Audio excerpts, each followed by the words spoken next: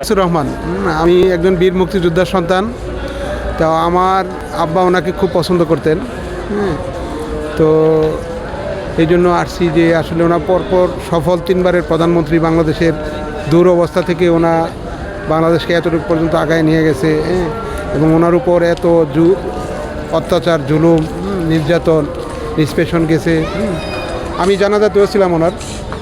তো ওই সময় কবর পর্যন্ত আসার সাহস করতে পারি নাই। আসলে সামনে যে নির্বাচনটা হচ্ছে এখন, খালেদা জিয়া ছাড়া কেমন নির্বাচন হবে, সুষ্ঠু নির্বাচন হবে, এবং তারেক রহমান কি আসলে খালেদা জিয়ার মতো বা জিয়াউর রহমান এর মতো হতে পারবে কিনা এই বিষয়ে একটু বলবেন।